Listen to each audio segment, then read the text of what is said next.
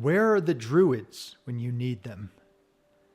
If you're watching, hearing, or reading this, I don't need to tell you that we're facing an unprecedented ecological crisis on almost every front.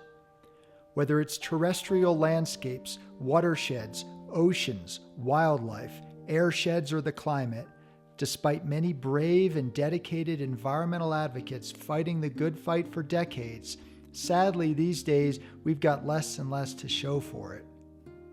Our favorite tool, and with good reason, is science.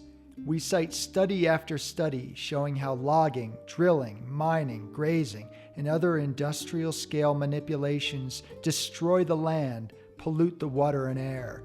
Study after study calculating the economic value of ecosystem protection. Study after study proving how recreation and tourism in nature bring far more money and jobs into local economies than extracting and selling it off. Now, I want to make it crystal clear that I believe Earth advocates must keep using science. But what I've seen and can no longer ignore is that for every study we bring up finding one thing, the industry and its government handmaidens will trot out their own report they've financed that just so happens to find the opposite. Since they have literally trillions of dollars, often from taxpayers, and we don't, they'll always get more funding than independent scientists. And if we dare point out the oversights, contradictions, or errors in their own studies, they'll lean on partisan operatives in the media to ignore us or call us liars. And yet another forest gets clear-cut, another mountain mined, another prairie drilled, another desert overgrazed. So again, while I think we should base our ecological arguments on sound science, it might be time to also consider some other tools in the toolbox, even ones enviros have been afraid to touch.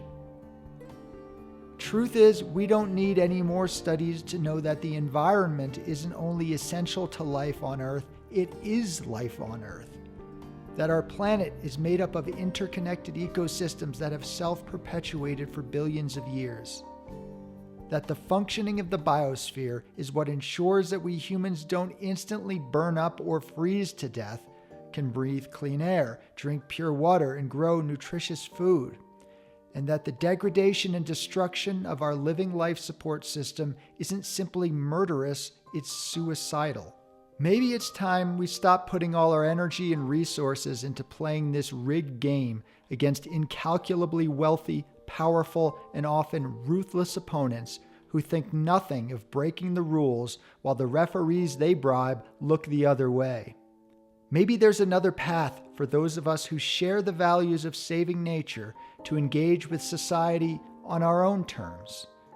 Let me ask you some questions. Do you believe that the perpetual flow of a pure mountain stream is a kind of miracle? That a towering grove of old-growth cedars is pretty much sacred? That blowing up an ancient mountain is more or less a sin? If so, then it's probably time to admit that you might be a bit of a nature worshiper. Yet, unlike the other 84% of the world's population whose religions and places of worship are protected by law, cultural mores, and common decency, those of us who see nature as our higher power are left out in the cold. Almost all of us share in the uproar when we hear of the burning of a church, mosque, or synagogue. But when corporations and governments collude to desecrate our holy forest temples, that's called progress. Nearly all cultures at some point had a devotion to creation, going back into the dawn of humanity when we prayed to nature gods and spirits. In the US, we're most familiar with the Native American tradition of Turtle Island. And recently, we've seen indigenous people rise up in the name of protecting tribal lands and drinking water during the Standing Rock protests against the Dakota Access Pipeline. While pretty much all environmental activists would love to see more of that, those of us who don't come from that culture still need a way to express our unbreaking bond with the earth from which we've come and to which we'll someday soon return. And that, my friends, is where the Druids come in. For those unfamiliar, Druids are thought to be an ancient order of nature priests out of Celtic and British prehistory. Unfortunately, all we really know about them comes from the dubious writings of conquering Romans who held extreme biases against the people they subdued, meaning the historical truth of the Druids remains shrouded in myth. But that doesn't matter so much, as the image of the robed and bearded Druid worshipping in sacred groves, accurate or not, took hold in the minds of poets, authors, and artists, inspiring a resurgence that's been passed on for hundreds of years into the present day. Cool as solstice ceremonies at Stonehenge are, few of the modern Druids' rituals, as with other current-day pagans, seem to be about staving off imminent destruction of the land, water, and air. But what if we crossed a Druidic veneration of the elements with an organized grassroots campaign to safeguard ecosystems? Imagine a forest threatened with logging, a mountain with mining, a prairie with fracking, a desert with grazing. Sure, we bring out the science, the petitions, emails, phone calls, and letters, all the nuts and bolts crucial to winning environmental campaigns. But this time, picture a few dozen people robed in forest green, with or without long white beards, walking in a procession towards a natural wonder facing impending doom. There, they gather in a circle and raise their voices in a chant. "This is hallowed ground. We will not allow anyone to defile our sacred temple." Do you think any corporation, government agency, or law enforcement entity wants to be on video dragging these peaceful worshipers away from their blessed sanctuary?